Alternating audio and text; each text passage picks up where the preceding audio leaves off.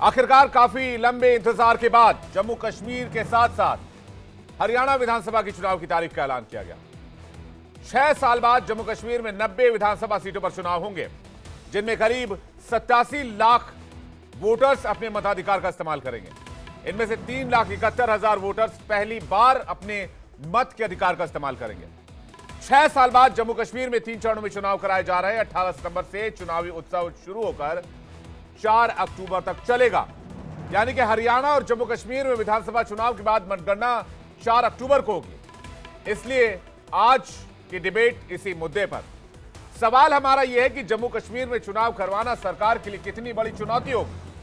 हम सवाल यह भी जानना चाहेंगे, आज पूछना चाहेंगे, कश्मीर घाटी और जम्मू की राजनीति को लेकर छोटी पार्टियों की अहमियत क्या रहेगी।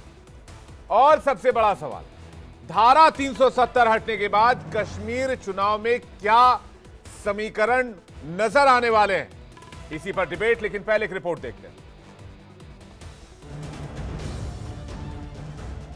4 अक्टूबर ये वो तारीख है जिस दिन ये पता चल जाएगा कि आखिर जम्मू कश्मीर में 6 साल बाद सीएम की कुर्सी पर कौन काबिज होगा, क्योंकि चुनाव आयोग ने जम्मू कश्मीर विधानसभा चुनावों की तारीखों का ऐलान कर दिया है।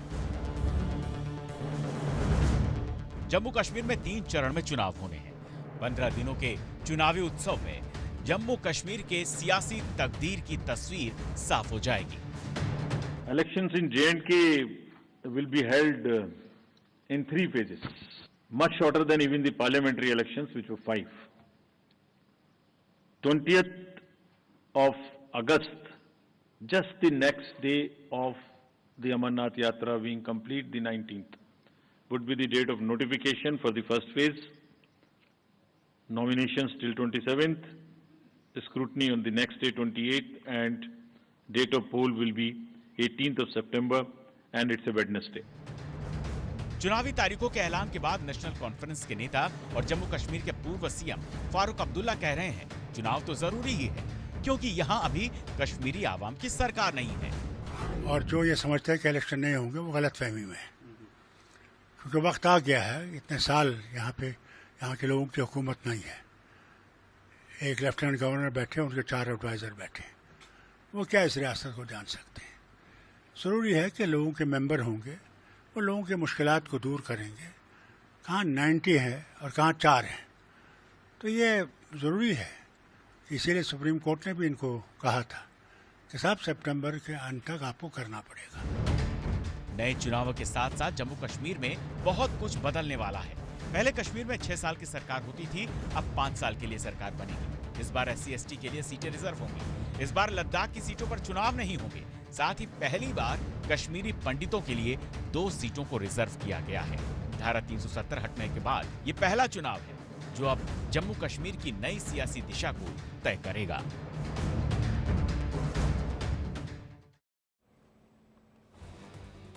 और डिबेट करने के लिए मेहमानों का एक बड़ा पैनल इस वक्त हमारे साथ जुड़ रहा है। सबसे पहले मेहमानों का परिचय आपसे करवा देता हूं। हमारे साथ अनंत अमित जुड़ रहे हैं, बीजेपी के स्पोक पर्सन। हमारे साथ वरुण पुरोहित जुड़ रहे हैं, पॉलिटिकल एनालिस्ट हैं। हमारे साथ फारूक इनकलाबी जुड़ रहे हैं, PDP के लीडर हैं। SP वैद्य जुड़ रहे हैं, एक्स DGP जम्मू कश्मीर। और हमारे साथ अमित रायना जुड़ रहे हैं, पॉलिटिकल एनालिस्ट हैं। आप सभी का बहुत बहुत स्वागत है। SP वैद्य साहब, सबसे पहले आपका रुख करेंगे। SP वैद्य साहब, आप जम्मू कश्मीर के नब्ज को जानते हैं, वहां के लोगों को जानते हैं, आप भली भांति परिचित हैं आवाम के लोगों से, जम्मू कश्मीर के हालात से। ये जो चुनाव की तारीखों का ऐलान हुआ SP वैद्य साहब, इसे आप कैसे देखते हैं, कितना जरूरी है ये, और इसके सामने चुनौती क्या होगी?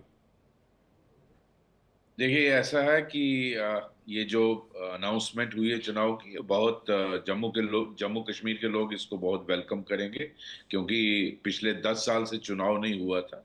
और सिर्फ इस बार फर्क देखने में ये आया कि 3 ही फेज में ये चुनाव होना है, जबकि पहले 5 या 6 फेजेस में हुआ करता था। और इसका मुझे पूरा विश्वास है, इलेक्शन कमीशन ने जो डिस्कशन की थी, जो भी यहाँ के टॉप ऑफिसर्स हैं, और उसका जायजा लिया था सिक्योरिटी सिचुएशन का, उसके मुताबिक ही फैसला लिया होगा। और मुझे लगता है कि मिनिस्ट्री ऑफ होम अफेयर्स ने प्रॉमिस किया है कि सफिशिएंट फोर्सेस उनको मिलेंगी इलेक्शन कंडक्ट करवाने के लिए, क्योंकि आप जानते हैं जम्मू में जिस तरह का टेररिस्ट इंसिडेंट में स्पॉट हुआ है, तो जरूरत है जिस तरह का आपने पार्लियामेंट इलेक्शन में लोगों का जज्बा देखा, किस तरह से लंबी लंबी कतारों में लोग सवेरे सवेरे ही, बूढ़े, औरतें, बुजुर्ग सब लाइन में लगे थे और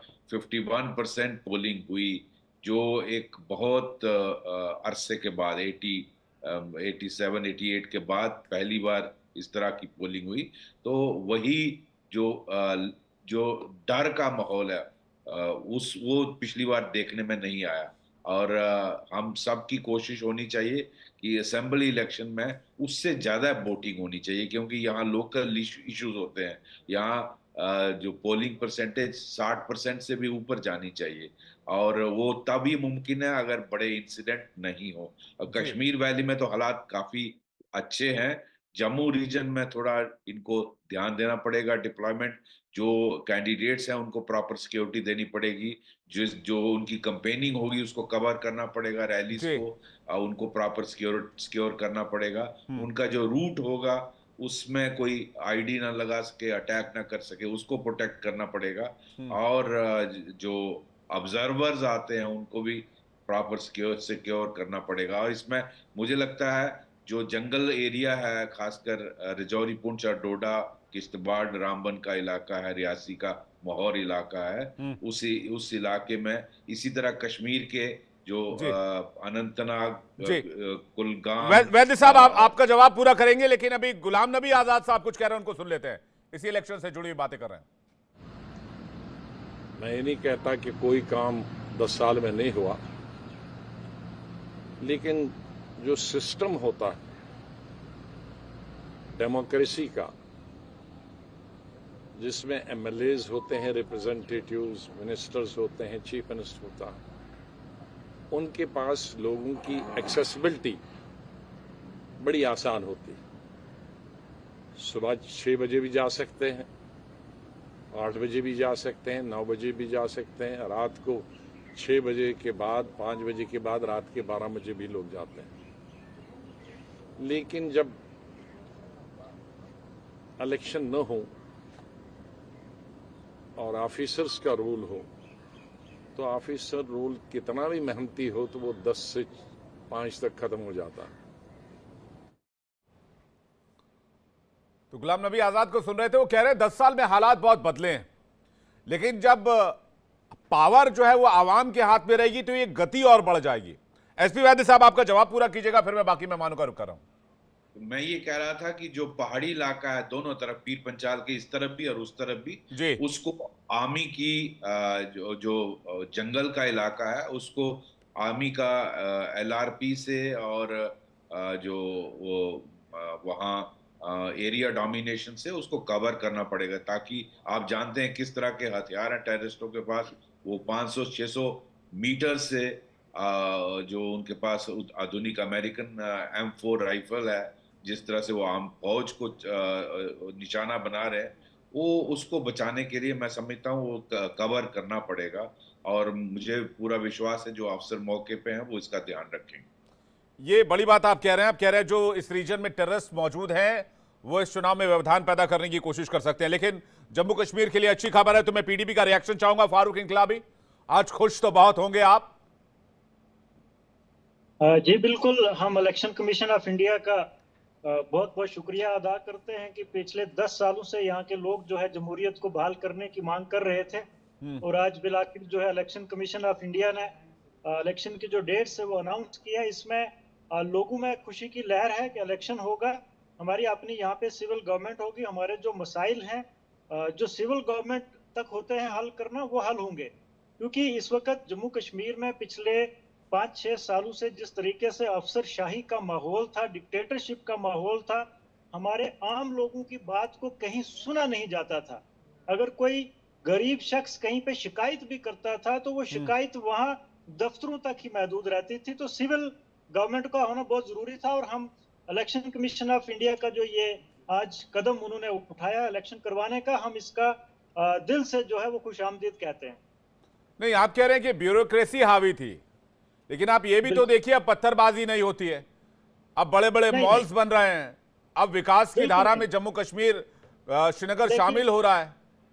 देखिए, पत्थरबाजी या स्ट्राइक या हड़ताल या ये नहीं, part of पत्थरबाजी को अलग democracy- रखिए, स्ट्राइक और हड़ताल तो दो देखिए, ये अलग हिस्ट्री चीजें का हैं। एक ऐसा दौर है- फारूक मैं- इनकलाबी, मैं- पत्थरबाजी इज अ डिफरेंट थिंग, हड़ताल देखिए, और विरोध प्रदर्शन पत्थरबाजी- इज अ डिफरेंट थिंग, पत्थरबाजी ट्राई टू मणिपुर अंडरस्टैंड। में भी हुई है, पत्थरबाजी पंजाब में भी हुई है, पत्थरबाजी हिंदुस्तान है, जमहूरी मुल्क है, गुलदस्ता है, कहीं पे अगर हड़ताल होती है, जमहूरी स्ट्राइक मुल्क होती है, जमहूरी मुल्क है, गुलदस्ता है तो पत्थरबाजी होगी। वाह वाह सर मैं वाह। ये नहीं कहता, गलत बात है, लेकिन मैं ये कहता हूं कि अगर 1000 लोग कहीं प्रोटेस्ट कर रहे हैं, उनमें से एक आध आदमी जो है वो शरारती अनासर भी हो सकता है, उसकी वजह से हम जम्मू कश्मीर की पूरी आवाम को पत्थरबाज नहीं कह सकते हैं, ये गलत बात है। दूसरी बात, हालात की जी। जो है वो जम्मू कश्मीर में ठीक नहीं हुए हैं। नहीं, मैं और पूरे आज- पूरे जम्मू कश्मीर को नहीं कह रहा, मैं तो ये कह रहा हूं कुछ लोगों का टूल था ये, जो बाद में एक्सपोज भी हुआ। अभी भी भारतीय जनता पार्टी के लोग जो हैं वो इस चीज का इस्तेमाल कर रहे हैं कि हमने ये काम किया है, वरना ऐसा नहीं है। अगर यहाँ पे अफसरशाही के खिलाफ, जुल्म के खिलाफ, बेरोजगारी के ठीक है। खिलाफ, करप्शन के खिलाफ कोई भी सियासी लीडर आवाज उठाता है, उसके खिलाफ FIR लगती है, वो जेल में होता है।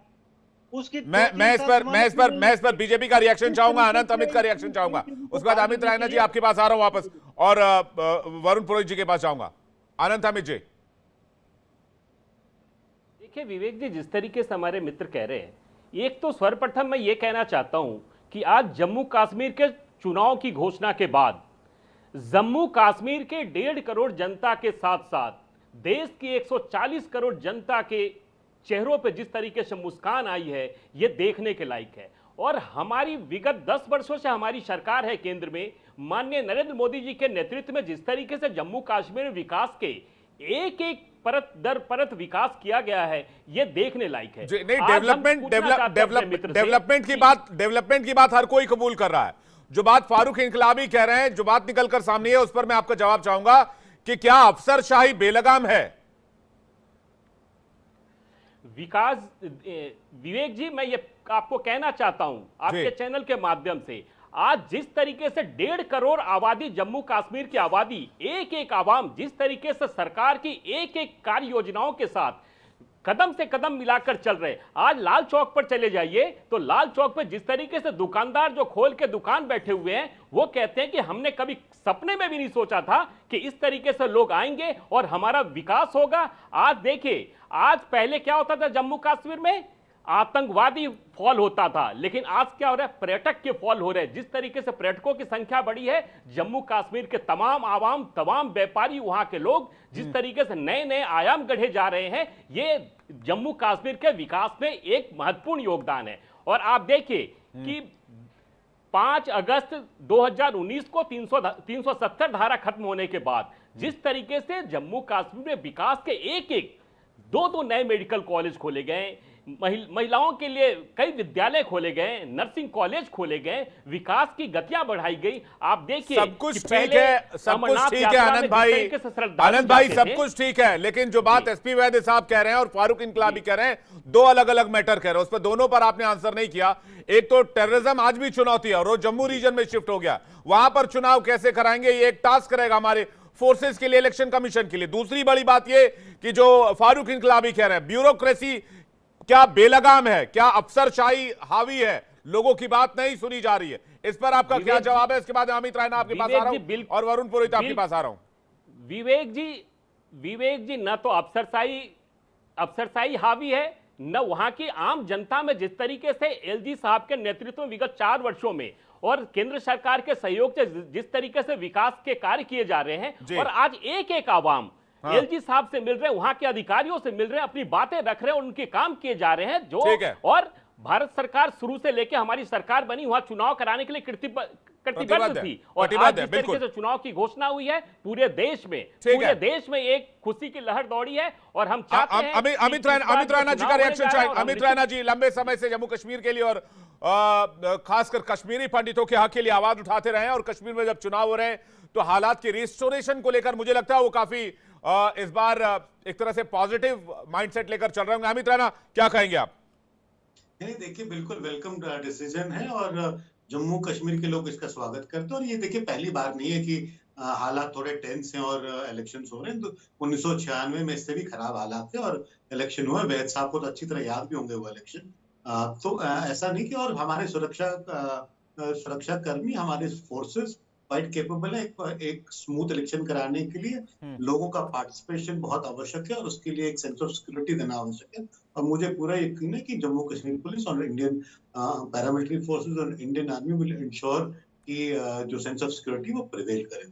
जहां तक बात है ब्यूरोक्रेसी की, देखिए मैं ये नहीं कहूंगा कि ब्यूरोक्रेसी डिक्टेटरशिप में विश्वास करती, बट ब्यूरोक्रेसी की जो एम्पैथी लेवल होती है पॉलिटिशियन के मुकाबले थोड़ी कम होती है। उनको आदत नहीं होती है लोगों से इंटरेक्शन करने की। तो कहीं ना कहीं वो दूरी बिल्कुल एक पॉलिटिशियन वो ब्रिज गैप करता है एडमिनिस्ट्रेशन और सिस्टम के बीच का, तो वो एक साउंडिंग बोर्ड हो जाता है। वो ब्यूरोक्रेसी से आप उम्मीद नहीं कर सकते। मगर ये भी सच है कि क्योंकि ब्यूरोक्रेसी के कोई पॉलिटिकल एम्बिशंस नहीं है अपने, तो इसलिए जम्मू कश्मीर में जो इतनी डेवलपमेंट आप देख रहे हैं पिछले 5-7 साल में, वो इस कारण हुई है क्योंकि उसमें उनके कोई पॉलिटिकल एम्बिशंस नहीं थे, उसमें कोई भेदभाव नहीं था। तो अपनी एडवांटेजेस अपने डिसएडवांटेजेस है, बट बिल्कुल लोग उम्मीद कर रहे हैं एक अच्छा इलेक्शन का। जो सबसे इंटरेस्टिंग बात मुझे इलेक्शन में लग रही है कि इस बार तकरीबन 7 से 8 लाख लोग ऐसे हैं जो ऐड हुए हैं, जो पिछले 17 साल से जम्मू कश्मीर में तो रह रहे थे, मगर जम्मू कश्मीर में उनके पास कोई हक नहीं था। जिसमें 5 लाख के आसपास जो वेस्ट पाकिस्तान के रिफ्यूजी हैं वो, उसके अलावा गोरखा समाज और बाकी जो वंचित समाज है, जिनको आपने जम्मू कश्मीर में रखा तो था मगर सारे राइट्स हटा दिए। तो इसलिए बड़ा ही इंटरेस्टिंग इलेक्शन हो जाएगा। और रिजर्वेशंस बढ़ गई हैं, नंबर ऑफ सीट्स बढ़ गई हैं। और जो अगर आप पार्लियामेंट्री इलेक्शंस का जो है ट्रेंड देखेंगे आप, हर कॉन्स्टिट्यूंसी में 30 से ज्यादा कैंडिडेट्स हैं, तो कहीं ना कहीं दर्शाता था कि जो जम्मू कश्मीर के लोग हैं वो चेंज की बात कर रहे हैं और वो उस चेंज के लिए खुद इलेक्शन लड़ने को तैयार है। तो असेंबली इलेक्शन में नहीं, और इसके अमित रायना जी, मैं एसपी वैद्य साहब चूंकि निकलने वाले, तो एक सवाल उनसे मैं ले लेता हूं। चूंकि फारूक इनकलाबी कह रहे थे ब्यूरोक्रेसी, अगर ऐसा होता और वहां के लोग नाराज होते तो मुझे नहीं लगता है कि लोकसभा चुनाव में इतनी बंपर वोटिंग होती। एक एवरेज नाराजगी सिस्टम को लेकर हर जगह रहती है, हर प्रदेश में होती है। हो सकता है दिल्ली में भी हो सकता है यूपी में भी हो सकता है राजस्थान में, हिमाचल में, हर जगह हो।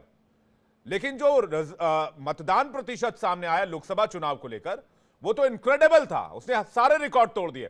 एसपी वैद्य साहब, क्या इस वजह से भी सरकार और उत्साहित थी कि यहां चुनाव जल्द से जल्द कराए जाने चाहिए? बिल्कुल, देखिए ऐसा है, 51% से ज्यादा वोटिंग हुई पार्लियामेंट इलेक्शन में और उससे पाकिस्तान बुखलाया हुआ है और वो बड़ा इनकरेजिंग साइन था। ये मेरे ख्याल 87-88 के बाद पहली बार इतनी बड़ी परसेंटेज की पोलिंग हुई और उससे इलेक्शन कमीशन भी इनकरेज हुआ और सभी पॉलिटिकल पार्टीज इनकरेज हुई और इसीलिए सबका एक मत था कि इलेक्शन होनी चाहिए। इनफैक्ट पाकिस्तान की जो डीप स्टेट है वो हमेशा कोशिश करती है अपने टाउट्स के, अपने टेररिस्टों के थ्रू कि इलेक्शंस को सैबोटाज किया जाए, कैंडिडेट्स को टारगेट बनाया जाए, लोगों में दहशत फैलाई जाए। तो ये बिल्कुल सही बात है और इसमें कोई शक नहीं, कोई भी इस बात को डिस्प्यूट नहीं कर सकता कि डेवलपमेंट को बहुत बड़ा पुश मिला और नरेंद्र मोदी जी इस मामले के लिए, इस चीज के लिए जाने जाते हैं और भारत जिस तरह से तरक्की कर रहा है उसी तरह का यहाँ देखने में आया। आज यहाँ हमारे पास एक टाइम पे 6-7 मेडिकल कॉलेज होते थे, आज 1 दर्जन 12 मेडिकल कॉलेजेस हैं, 2 एम्स हैं, IIT, IIM, टूरिज्म देखिए 2-2 करोड़ तक यहाँ आ रहा है। आपको एक कमरा नहीं मिलता है, 50,000 लाख से ज्यादा आपको करोड़, जो 50,000 करोड़ से ज्यादा है आपको इन्वेस्टमेंट आई है। तो डेवलपमेंट पर कोई दूसरा व्यू ही नहीं है। लेकिन हाँ, ये बात सही है कि एक्सेसिबिलिटी, जो ब्यूरोक्रेसी को जिस तरह अमित कह रहे थे, बिल्कुल सही कह रहे हैं, ब्यूरोक्रेसी इतनी लोगों, आम आदमी को एक्सेसिबल नहीं होती है। आपको अगर सेक्रेटरीट में कोई काम हो, आप MLA को पकड़ के ले जाते हो, मिनिस्टर को लेके चले उनके पास जाते हो, अपने काम करवाते हो। लेकिन आपको किसी सेक्रेटरी को मिलना हो तो सेक्रेटरीट में आप जा ही नहीं सकते, बड़ी मुश्किल होती है। वो बात सही है, पॉलिटिकल जो सिस्टम होता है वो, that is why democracy is so much liked by everyone. Democracy के अपने एडवांटेज हैं, इसीलिए हर आदमी चाहता था कि इलेक्शन हो, क्योंकि पिछले 10 साल से इलेक्शन नहीं हुआ और सभी खुश हैं। मैं समझता हूं अब पूरे जम्मू कश्मीर में हर आदमी इसका वेलकम करता है। एसपी वैद्य साहब, चैलेंजेस क्या रहेंगे? एक छोटा सा आंसर, उसके बाद बाकी मेहमानों का रुख करेंगे। मुझे चूंकि बताया गया कि आपके पास वक्त की कमी और आप निकल रहे हैं, तो इस सवाल का एक जवाब दे दीजिएगा। चैलेंजेस क्या होने वाले हैं? देखिए, सबसे बड़ा चैलेंज मैं समझता हूँ आपको जम्मू रीजन से आएगा। कश्मीर में हालात काफी बेहतर हैं और हालांकि वहाँ केरन और मच्छर के एरिया में 2-3 अटेम्प्ट हुए हैं इसी तरह के टेररिस्ट को अंदर भेजने के, लेकिन उसमें कामयाबी उनको नहीं हमारी फौज ने होने दी। कश्मीर में जिस तरह से लगता है, मुझे लगता है बहुत बढ़िया पोलिंग होगी। जम्मू रीजन में जनरली पोलिंग परसेंटेज बहुत अच्छी रहती है। सिर्फ मेरी एक एप्रीहेंशन है कि जो दूर दराज का इलाका है, चाहे वो रजौरी पुंछ का हो, डोडा का हो, किश्तवाड़ का हो, इन इलाकों में खास ध्यान देना पड़ेगा एरिया डोमिनेशन से। कहीं कहीं हमें फौज की जरूरत, हालांकि फौज को कभी भी इन्वॉल्व नहीं किया जाता है इलेक्शंस के दौरान, लेकिन एरिया डोमिनेशन के लिए हमने, जैसे अमित कह रहे थे, 96 की इलेक्शन करवाई और 2001 एंड 2002 जो है पिछले 35 साल में सबसे ज्यादा हाईएस्ट लेवल उस वक्त था वायलेंस का, टेररिज्म पीक पे था, उस वक्त भी इलेक्शन करवाई। तो जैसे हमने उस वक्त हमारा एक सेट स्टैंडर्ड सिस्टम है जेएनके पुलिस का, अगर उसको प्रॉपरली आज के ऑफिसर फॉलो करें, एरिया डोमिनेशन जहां जहां टेररिस्ट की मूवमेंट है उसको डोमिनेट किया जाए और उनको टाउन्स में नहीं आने दिया जाए जहां एक्चुअली पोलिंग होगी, कंपेनिंग होगी, लोग वोट डालने जाएंगे, तो उनको प्रोटेक्ट किया जाए ताकि कोई नुकसान ना हो, बहुत जरूरी है। वरुण पुरोहित जी, आपका क्या मानना है? विवेक जी, कश्मीर में चुनाव होना बहुत ही वेलकम स्टेप है। पूरा देश इस बात से प्रसन्न है। हमारे यहाँ राजनीतिक लोकतांत्रिक व्यवस्था है, डेमोक्रेसी है, तो चुनाव तो अवश्यंभावी है। अगर जनता की आवाज नहीं पहुंचेगी तो जनता का काम कैसे होगा? तो लोकतंत्र दुनिया का सबसे बड़ा लोकतंत्र, इसीलिए तो दुनिया मानती है भारत को। हर क्षेत्र में कोई भी प्रधानमंत्री हो, कोई सरकार हो, भारत का डंका पूरी दुनिया में बजता है। लेकिन अभी जो चुनाव का प्रोसेस, आप चुनौतियों की बात कर रहे थे, अचानक से 2-3 महीने में जो आतंकवादी गतिविधियां बढ़ी हैं, आज चुनाव डिक्लेयर होने से पाकिस्तान ही नहीं, जैसे बांग्लादेश में स्थिति खराब हो रही है, चाइना भी बैठा होगा कहीं ना कहीं अपनी आंख लगाए, क्योंकि चाइना लद्दाख में बहुत हिमाकत कर चुका है।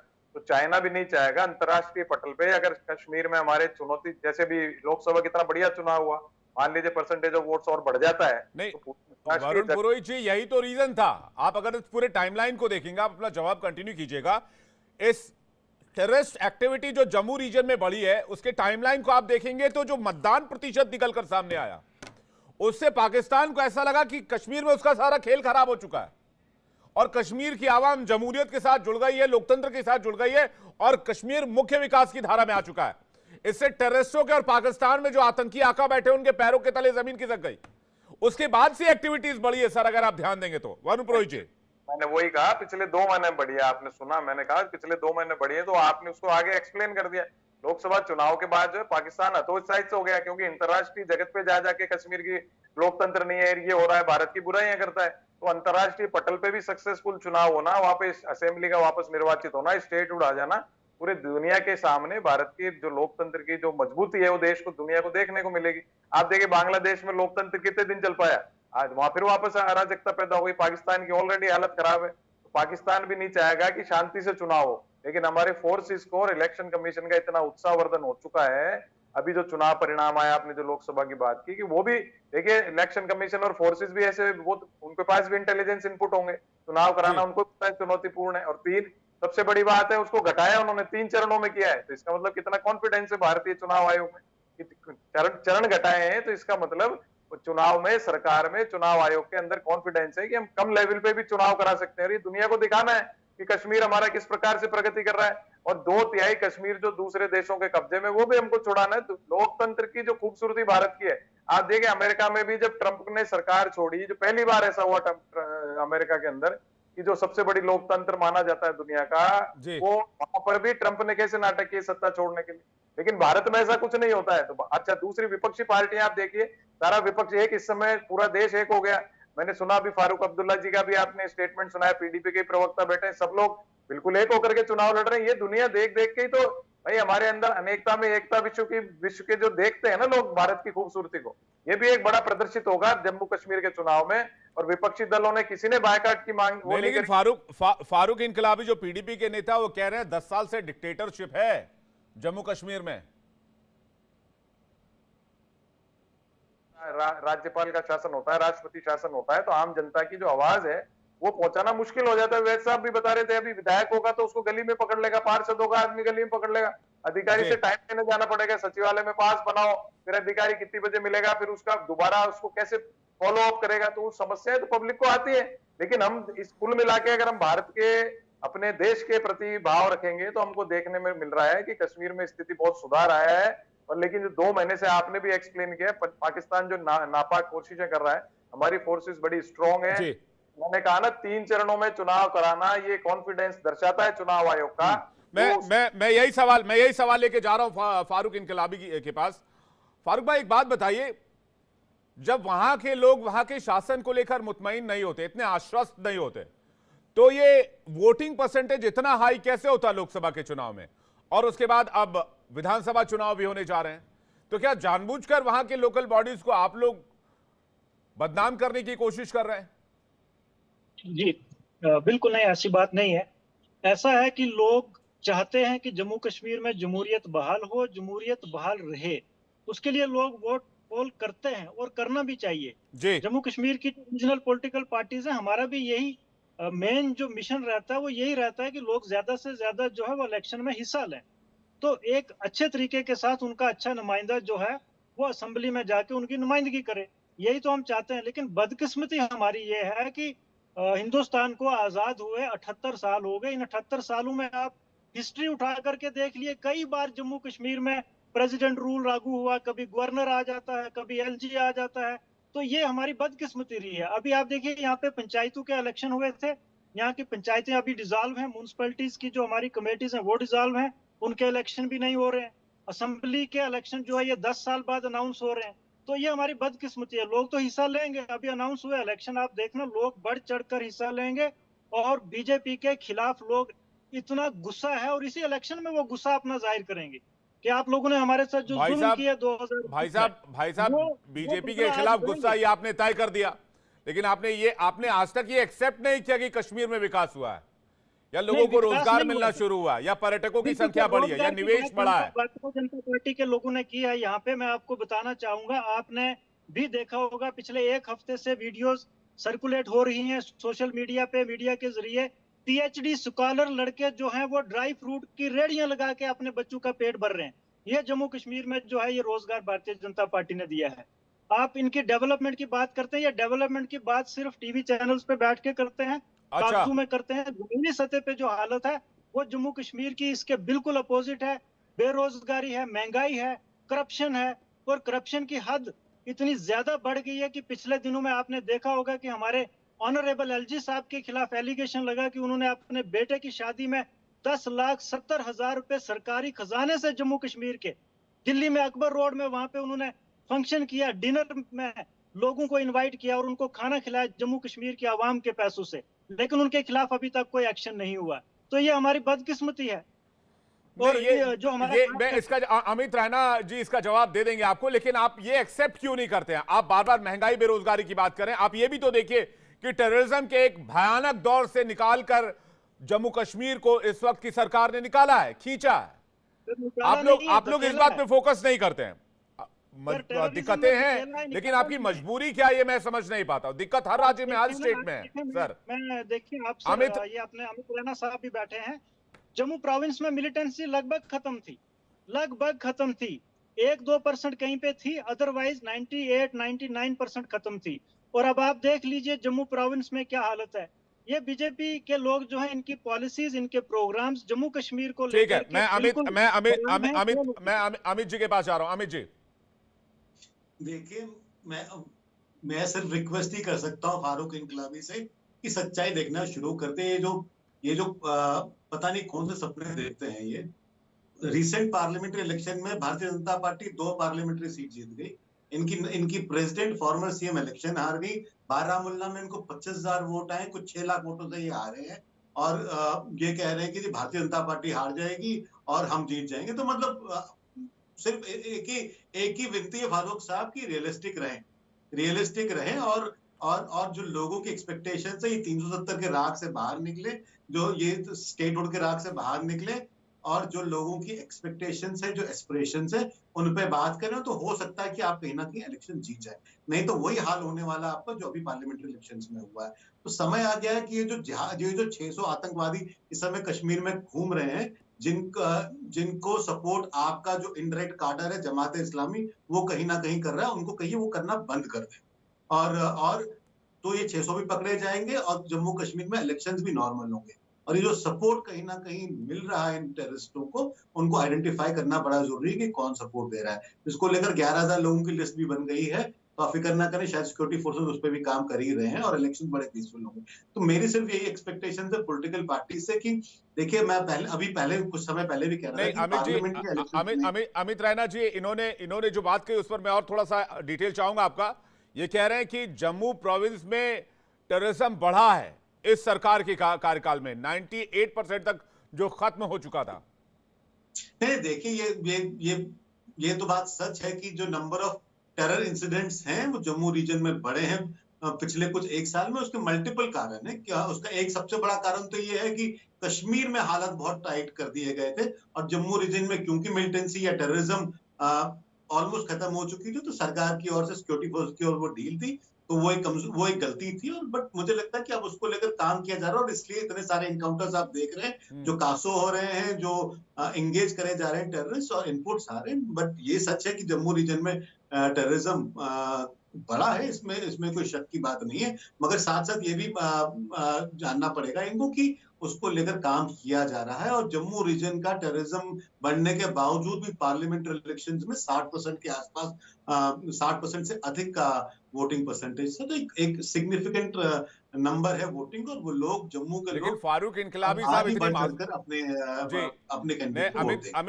अमित भाई, फारूक इनकलाबी साहब इतनी मासूमियत से सवाल पूछते हैं जैसे उनको कुछ पता ही नहीं है। नहीं, वो तो देखिए, पीडीपी की तो वो आदत है कि वो ख्वाब देखते हैं जो कभी पूरा हो नहीं सकता। तो इसलिए मैं विनती करता हूं एक एक करके। फारूक इनकलाबी, मैं आ रहा हूं आपके पास। फारूक इनकलाबी, आ रहा हूं आपके पास। अमित रैना जी को पूरा करने दीजिए। हाँ, तो ग्राउंड रियलिटीज के हिसाब से पूरा करें। वो तो आज डर के बैठी हुई क्यों कह रही है मैं असेंबली इलेक्शन में नहीं लड़ूंगी। पार्लियामेंट्री इलेक्शन लड़ने को तैयार है बट असेंबली इलेक्शन लड़ने को तैयार नहीं है। तो उम्मीद करूंगा कि आप भी बढ़ चढ़कर बात करें, और बात करें डेवलपमेंट की, बात करें लोगों के एस्पिरेशंस की, बात करें रोजमर्रा की जो मुश्किलें हैं उसको लेकर। ये 370 का राग प्लीज बंद कर दें। 370 का राग लेकर जनता के पास ना जाए, नहीं तो फिर वही हाल होगा जब ये पार्लियामेंट्री इलेक्शन होगा। फारूक इनकलाबी जवाब देना चाह रहा हूं, उसके बाद आनंद जी और वरुण जी आपके पास आ रहा हूं। फारूक इनकलाबी, देखिए, बाकी इलेक्शन होंगे, रिजल्ट होगा तो सब सामने आ जाएगा। लेकिन मैं ये उम्मीद रख सकता हूँ, यही दुआ करता हूँ मैं कि जो लिस्ट 11,500 लोगों की बनाई गई है, वो लिस्ट कहीं बीजेपी वालों ने ना बनाई हो, कि जो उनके खिलाफ बोलते हैं उनकी लिस्ट बना करके उनको उठा के जेलों में बंद कर दो और हम यहाँ पे इलेक्शन जीत जाएं। तो बस ये मेरी दुआ है अल्लाह से कि वो लिस्ट जो है वो कहीं भारतीय जनता पार्टी के लोगों ने बैठ के आप ये सिक्योरिटी फोर्सेस पे सवाल उठा रहे हैं। नहीं, सिक्योरिटी फोर्सेस ने अगर कोई लिस्ट तैयार की होगी अपने एंड से इन्वेस्टिगेशन करके, तो हम बिल्कुल उस पे राजी हैं, मुत्तफिक हैं, एक्शन होना चाहिए। लेकिन अगर भारतीय जनता पार्टी के लोगों ने लिस्ट बनाई होगी, अब अमित रैना साहब बोल रहे हैं, कल भारतीय जनता पार्टी के भी कुछ लोग बोल रहे थे, तो इनको कैसे खबर है सिक्योरिटी एजेंसीज की अंदर की बात का कि 11,500 लोगों की हमने लिस्ट बना दी है? तो इसका मतलब है भारतीय जनता पार्टी के लोगों ने आप इतने बेचैन क्यों? नहीं, आप इतने बेचैन क्यों हैं? होने दीजिए कार्रवाई। हमें कोई परेशानी नहीं है, होने दीजिए एक्शन। हमें कोई परेशानी नहीं है, हमें कोई परेशानी नहीं है। दुनिया जानती है क्या हो रहा है, क्या होना है, वो सब लोगों को पता है। लेकिन इंशाल्लाह बीजेपी को इस बार इलेक्शन में जम्मू कश्मीर के लोग जो हैं वो जवाब दुनिया क्या जानती है, क्या जानती है दुनिया? फारूक इनकलाबी, बीजेपी ने जो जम्मू कश्मीर के साथ जुल्म किए हैं, जो करना चाहते हैं, यहाँ का बच्चा जानता है क्या करना चाहते हैं। इस इलेक्शन में खुलकर बात कीजिए। देखिए, इस शो में खुलकर बात कीजिए। दुनिया जानती है, बीजेपी के लोग करना चाहते हैं, ये अगर मगर पर मत खेलिए, खुलकर बोलिए जो कहना चाहते हैं। बीजेपी के लोग पूरी एडमिनिस्ट्रेशन को दबाव में रख के इलेक्शन करवाना चाहती है। बीजेपी के लोग बाई हुक कर क्रूक इलेक्शन जीतना चाहती है। बीजेपी के लोग जम्मू कश्मीर में पावर में फारूक इनकलाबी, शायद आपको पता हो या नहीं पता हो, मुझे जानकारी नहीं है, लेकिन देश का चुनाव आयोग एक स्वायत्त संस्था है, ऑटोनोमस बॉडी है जो सरकार के अंडर नहीं काम करती है। चुनाव आयोग अपने हिसाब से काम करती है, अपनी तैयारियों के हिसाब से काम करती है, और अपनी तैयारियों के हिसाब से ही चुनाव करवाती है, बगैर किसी प्रेशर के। या पाकिस्तान और पिछले 10 बांग्लादेश साल की बात कर रहे हो जहां पर लोकतंत्र और जमहूरियत नहीं है, तो मुझे नहीं पता। उस माइंडसेट अगर से आप चुनाव- बाहर आएंगे तो आपको चीजें पता चलेंगे। अगर इलेक्शन कमीशन जो है वो वाकई में इंडिपेंडेंट अदारा नहीं, है autonomous वाकई में नहीं, इसमें वाकई मत लगाइए। है, वाकई में अगर है तो पिछले 10 सालों से जम्मू कश्मीर में जमहूरियत को क्यों बहाल नहीं किया? पिछले 10 सालों से यहाँ पे इलेक्शन क्यों नहीं उन्होंने करवाए? ये अभी भी तो करवा रहे ना सर, अभी का तो वेलकम कीजिए। अमित राणा कुछ कहना चाह रहे, उसके बाद अनंत अमित और वरुण पुरोहित। अमित राणा जी। लेकिन 10 साल के बाद ये तो बहुत बदकिस्मती की बात है। 1,30,00,000 की आबादी वाला स्टेट, उसको यूटी बनाने के बाद भी आप उनको सिविल गवर्नमेंट नहीं दे रहे हैं। और तो जो दे सिविल रहे हैं ना गवर्नमेंट सर। अब तो आप पिछला 10 साल आप भूल जाइए और 370 भी भूल जाइए। अमित राणा कुछ कहना चाह रहे हैं, उसके बाद आनंद जी आपके पास आ रहा हूं। अमित राणा जी, ये आज से ही डर दिखा रहे हैं इलेक्शन हारने का। इनको आज ही पता चल रहा है कि पीडीपी की क्या हालत होने वाली है। यार ये तो कॉमन सेंस है कि पार्लियामेंट जीतेंगे और आप हुकूमत बनाएंगे जम्मू कश्मीर में। आप स्क्रीन पे देख लीजिए, कम से कम स्क्रीन पे आज देख अपने लीजिए। हार के लिए एक क्रेडिबल इंस्टीट्यूशन को उस पे सवालिया निशान ना उठाए। एक क्रेडिबल इंस्टीट्यूशन है जो इलेक्शन कर रहा है, जिसका आपने अभी खुद स्वागत किया, उस पर सवाल ना उठाए, उस पर प्रश्न चिन्ह ना उठाए, क्योंकि आप इलेक्शन हार रहे हैं। सॉरी ये सवाल नहीं उठाते, हम वजह पूछते हैं कि 10 साल से क्यों जमहूरियत को बहाल नहीं किया गया, डिक्टेटरशिप को क्यों यहाँ रखा गया, बस सर, हम ये पूछते हैं। सर राष्ट्रपति शासन को डिक्टेटरशिप नहीं कहा जाता। डिक्टेटरशिप वो होता है जो पाकिस्तान में दिखता है या बांग्लादेश में दिखता है। आप डिक्टेटरशिप किस संदर्भ में कह रहे हैं मुझे नहीं पता, लेकिन आपके आरोप का जवाब मैं बीजेपी के प्रवक्ता अनंत जी से लेता हूं। अनंत अमित जी, देखिए, मुझे इनकी बातों से ऐसा लग रहा है कि चुनाव की घोषणा के बाद इनकी ये जो कह रहे हैं ये इनकी हताशा कह रही है, और चुनाव की घोषणा के साथ ही इन्होंने ये मान लिया कि हम चुनाव हार रहे हैं। पीडीपी जैसी पार्टी जिस तरीके से बात करी, इनको ना इलेक्शन कमीशन पे विश्वास है, इनको ना ईडी पे विश्वास है, इनको ना सीबीआई पे विश्वास है, इनको ना सरकार पे विश्वास है, फिर विश्वास किस पर है? हम तो जम्मू कश्मीर की आवाम के साथ है। जिस तरीके से जनता के सफल कार्यों के लिए जिस तरीके से सरकार काम कर रही है, और जम्मू कश्मीर के जनता के चेहरों पे जिस तरीके से मुस्कान देखने को मिलता है, विवेक जी। अभी मैं जम्मू कश्मीर था पिछले हफ्ते, वहां के लोगों के बीच में जिस तरीके से आवाम के बीच में उत्साह है, और मैं देख रहा था कि अमरनाथ यात्रियों के बीच में पूरे देश के श्रद्धालु जिस तरीके से कश्मीर में जाकर सरकार के विषय में और वहां के व्यवस्था के विषय में जयकारा लगा रहे थे, मुझे यह लग रहा था कि ये वही जम्मू कश्मीर है जहां पे लोग आते भी नहीं थे। आज जो आतंकवादियों का गढ़ होता था, वो श्रद्धालुओं के जयकारों से वो पूरा। जब मैं पहलगांव पार कर रहा था तो गाड़ियों को रोककर जब श्रद्धालुओं को पास किया जा रहा था, तो बसों से निकलकर, गाड़ियों से निकलकर लोग उत्साह से जय जयकारा कर रहे थे, सरकार का जयकारा कर रहे थे, लोकल लोगों का जयकारा कर रहे थे, लोकल एडमिनिस्ट्रेशन का जयकारा कर रहे थे। ऐसा प्रतीत नहीं हो रहा था कि हम जम्मू कश्मीर की धरती पर है। और ये सिर्फ और सिर्फ माननीय यशस्वी प्रधानमंत्री नरेंद्र मोदी जी के नेतृत्व में जिस तरीके से जम्मू कश्मीर में विकास की कार्य किए गए हैं, उसी का प्रतिफल था। आज जिस तरीके से वहां के युवाओं में एक उत्साह है, और जिस तरीके से चुनाव की घोषणा के बाद और भी लोगों में उत्साह है, और ऐसा लग रहा है कि जो नौकरी देने की बात भारत सरकार ने की है, वहां के एलजी ने की है, और जो सिस्टम बनाए गए हैं, वहां के रोजी रोजगार की बात की जा रही है, तो निश्चित तौर पे चुनाव के बाद भारतीय जनता पार्टी की सरकार बनेगी, और वहां की आवाम को, और वहां के आवाम के लिए, और वहां के युवाओं के लिए। आनंद जी, एक सवाल बहुत इंपॉर्टेंट है वहां के युवाओं के लिए। जी, सुप्रीम कोर्ट के आदेश के बाद ये चुनाव संपन्न कराए जा रहे हैं, ये बात सभी जानते हैं। तो क्या सरकार की मंशा अभी हाल फिलहाल में चुनाव कराने की नहीं थी? विवेक जी, सरकार की मंशा शुरू से लोकतांत्रिक व्यवस्था में चुनाव ही एक माध्यम होता है जिससे जनता का दिल जीता जा सकता है, जनता के कार्यों को किया जा सकता है। और हमारी सरकार पहले दिन से ही वहां चुनाव कराने को लेकर कृत संकल्प थी, और जिसका सरकार जिस तरीके से काम कर रही थी, ठीक है, इलेक्शन सुप्रीम कोर्ट ने कहा, लेकिन हमारी सरकार भी तैयार थी। हमारी पार्टी जब 2 सीट लेकर आई थी तब भी देश की हित बात कर रही थी। हम 303 पर थे तब भी हम देश की हित की बात कर रहे थे। आज हम 240 पर हैं तब भी देश की हित की बात कर रहे थे। हमारी पार्टी न कभी अहंकार की बात करती है, सिर्फ और सिर्फ देश के विकास की बात करती है। हम दूसरे दलों की तरह नहीं है। और हम जिस दिन जहां पे चुनाव खत्म होता है, विवेक जी, मैं बताना चाहता हूं कि भारतीय जनता पार्टी उसी दिन से चुनाव प्रक्रिया में लग जाती है। मैंने आपकी पार्टी का प्रोफाइल नहीं पूछा था, मैं आपसे जानना चाह रहा हूं, क्या चुनाव करवाने की मंशा थी अभी? निश्चित तौर पे हमारे दल की शुरू से मंशा रही थी कि जम्मू कश्मीर में निष्पक्ष चुनाव हो और वहां के आवाम को एक मौका मिले। जो 6 साल की प्रक्रिया थी हमने उसको 5 साल का करने का काम किया। इससे भी वहां की जनता के मन में एक उत्साह था और जनता को यह लग रहा था कि जिस दिन चुनाव की घोषणा होगी, ये भारतीय जनता पार्टी ही एक ऐसी पार्टी है जो चुनाव करवा सकती थी। वरुण जी कुछ कहना चाह रहे हैं? वरुण पुरोहित जी। विवेक जी, आपने बहुत बढ़िया प्रश्न पूछा, लेकिन आपने बीजेपी के प्रवक्ता का सुना, उन्होंने चुनाव आयोग के साथ सीबीआई ईडी को जोड़ दिया। भाई चुनाव आयोग का स्टेटस अलग है, सीबीआई ईडी का स्टेटस अलग है। आपको बार बार वो चीजें क्यों ध्यान में आती है? इसलिए अभी पीडीपी के प्रवक्ता जो बातें कर रहे थे वो सही कर रहे थे। इनके जो मनोवृत्ति है ईडी सीबीआई से बाहर ही नहीं आता। नहीं, आप बताइए चुनाव आयोग का स्टेटस और ईडी सीबीआई का गलत। नहीं, मैं फारूकी जी को यह कह रहा था कि ये तमाम ऐसे दल हैं जो आरोप लगाते रहे हैं, इसलिए मैं ये कह रहा था। मैं एक उदाहरण के तौर पे कह रहा था मित्र। उनका उदाहरण आप ईडी सीबीआई को क्यों दे रहे हो विपक्षी दलों का? मैं ये तो पूछना चाह रहा हूँ, उनका भी हक है, उनको जो प्रश्न करना है जो करेंगे। ये लोकतंत्र है। पीडीपी और कांग्रेस जैसे दल जो आरोप लगाते रहे हैं भारतीय जनता पार्टी पे, मैं कह रहा था। आपने पीडीपी के साथ सरकार नहीं बनाई है जो आप कह रहे हो। आप भी उसी के लिए हो, आप भी सब एक से ही दल है। ऐसे बार बार आप चुनाव आयोग से ईडी सीबीआई का आपको रोक रखना चाहिए अपने ऊपर। दूसरा, पीडीपी के लोगों को भी अपने विचार व्यक्त करने का लोकतंत्र अधिकार है। आप कैसे कह रहे हो आप फ्रस्ट्रेटेड हो गए, आप हार जाओगे तो चुनाव भी नहीं हुए तो जनता तय करेगी कौन जीतेगा। और हमने तो सबने माना, जिस तरीके से आरोप लगा रहे हैं उस तरीके से आपकी हताशा दिख रही है।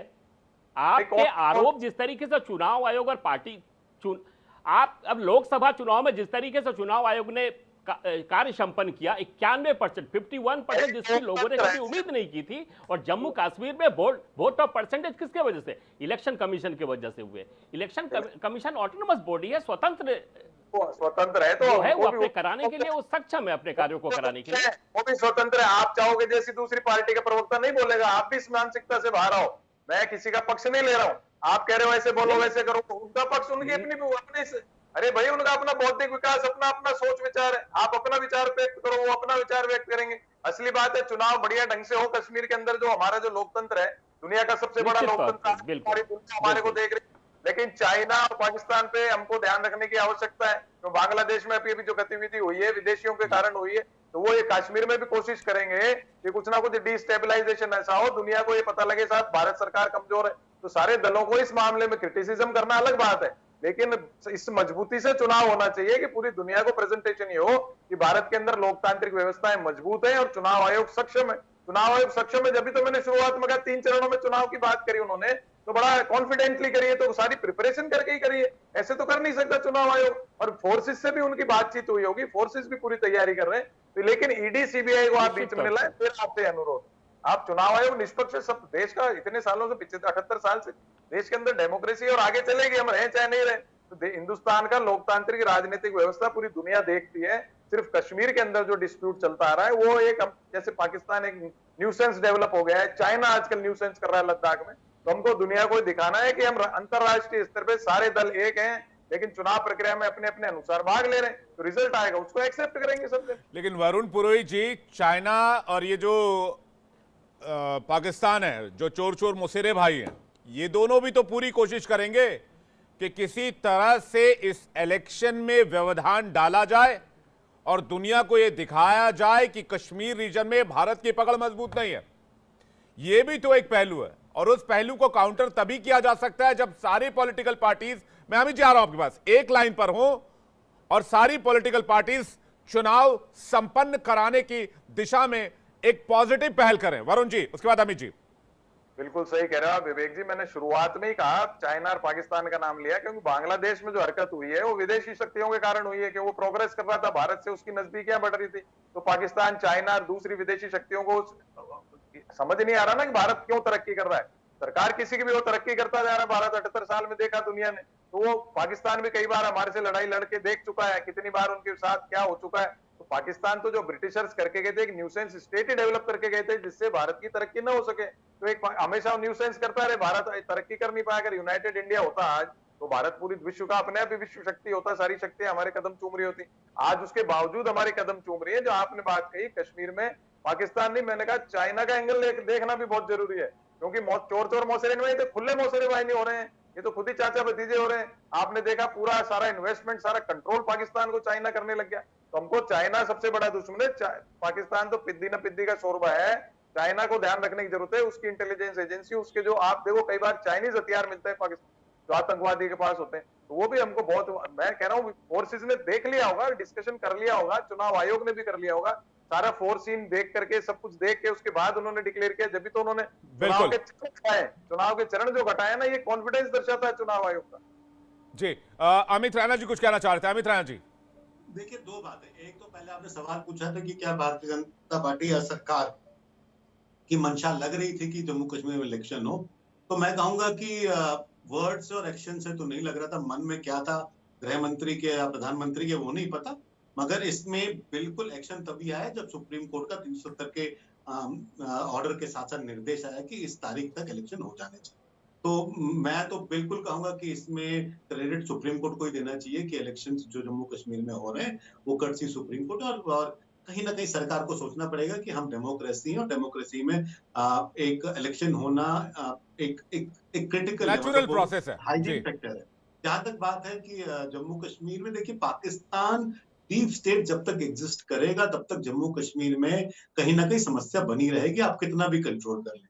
जब तक आप पाकिस्तान और पाकिस्तान डीप स्टेट को ट्रीट नहीं करते हैं, आप कैसे ट्रीट करते हैं, डिसमेंटल करते हैं, तो वो समस्या बनी रहेगी। और सक्सेसफुल 2 इलेक्शन जम्मू कश्मीर में पाकिस्तान को विचलित करते हैं, क्योंकि कहीं ना कहीं जो उनका क्लेम है कश्मीर पे, जो उनका प्रोपोगंडा है कश्मीर पे कि वो नॉर्मल नहीं है, वो सबका सब ध्वस्त होना शुरू हो जाता है।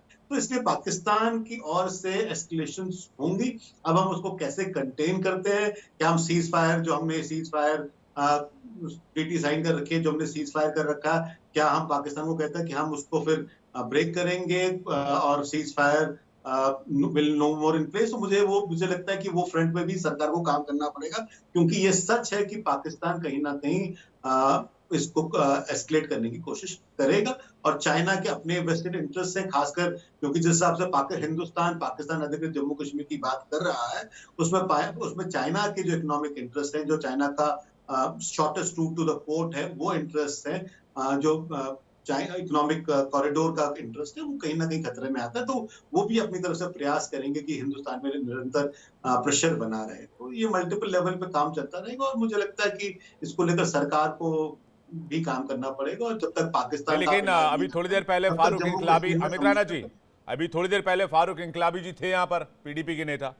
अब आपने उनसे सवाल ही ऐसा पूछ दिया कि वो डिबेट छोड़ के भाग गए। आपने उनसे पूछ दिया कि भाई आपके खुद के पैरों तले की जमीन नहीं है, और आप कह रहे बीजेपी को वोट नहीं आएंगे और फलानी पार्टी को वोट नहीं आएंगे। अब पीडीपी की स्थिति आज की तारीख में क्या है?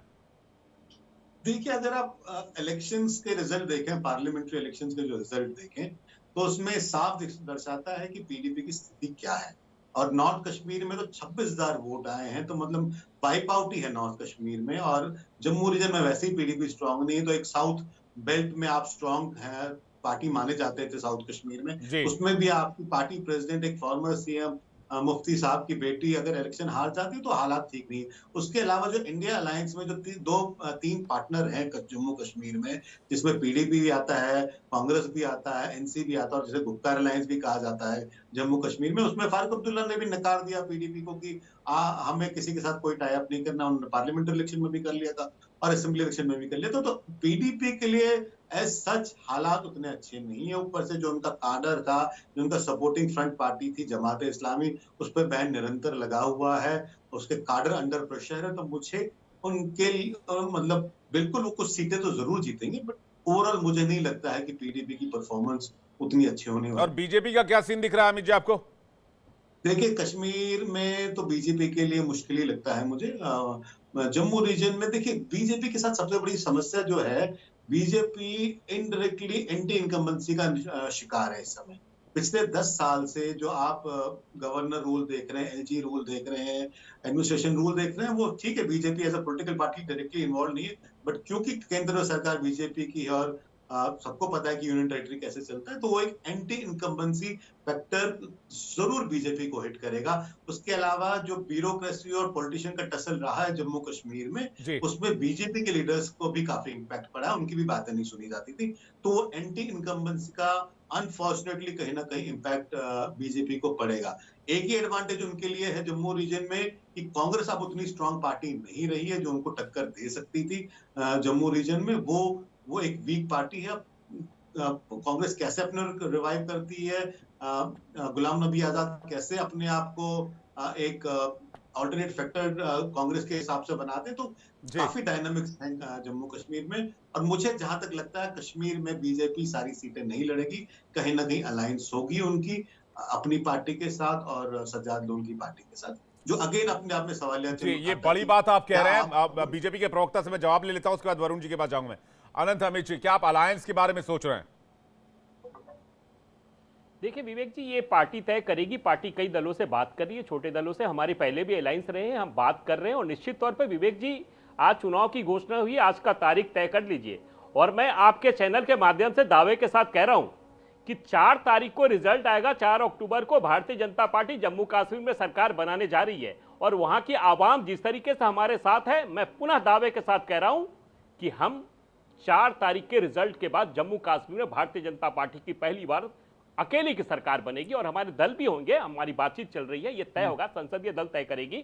और लेकिन हमें पूर्ण विश्वास है कि जो कार्य भारत सरकार ने किया है जम्मू कश्मीर में, उसका प्रतिफल भारतीय जनता पार्टी को चुनाव में मिलेगा। नहीं, लेकिन अब की बार 400 पार भी कर रहे थे आप।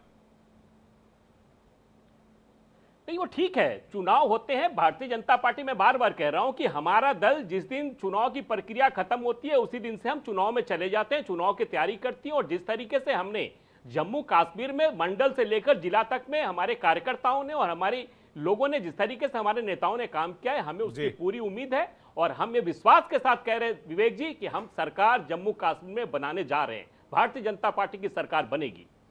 वरुण जी, आपका फाइनल रिमार्क क्या है? विवेक जी, अभी रैना साहब ने बताया, कांग्रेस के बारे में बात करूंगा। कांग्रेस जो है कमजोर नहीं रही है रैना जी। भारत जोड़ो यात्रा के बाद राहुल गांधी में जो परिवर्तन आया है, कांग्रेस में परिवर्तन आया, आपने देखा होगा। पैन इंडिया साफ हो गई थी, वापस रिकवरी करके कई स्टेट्स में, लोकसभा में 100 सीट के करीब पहुंच गई। दूसरे छोटे छोटे दल कांग्रेस के साथ आके जो इंडिया अलायंस जो इस समय नेशनल लेवल पर एक्टिव है, कहीं ना कहीं अगर इंटेलिजेंटली सीटों का बंटवारा करके लड़ता है, तो मुझे नहीं लगता बीजेपी के जो दावा कर रहे हैं, इन्होंने ये कह रहे हैं हम चुनाव की डेट परिणाम आती दूसरे चुनाव की तैयारी में लग जाते हैं। तो भाई फिर आप अगर 240 में पहुंच गए तो आपकी तैयारी में कहीं ना कहीं कमी थी। लोकसभा चुनाव में आप में भी तो कमी तो आ ही रही है। जनता देखो, बहुत बड़ा इश्यू महंगाई और बेरोजगारी है विवेक जी। अब कश्मीर में कितना इंपैक्ट उस पर पड़ता है वो देखने वाली बात है। मैं बता रहा हूँ, सबसे ज्यादा तो आपके लोगों में जो आया है बदलाव चुनावों में, कैंडिडेट देख के चुनाव वोट देने लगे। पहले नहीं देते थे, पार्टी देख के थे, कैंडिडेट को देख के भी चुनाव में वोट देने लगे। 2024 के इलेक्शन में कम से कम तो यही हुआ। ठीक बात कह रहे हैं हम।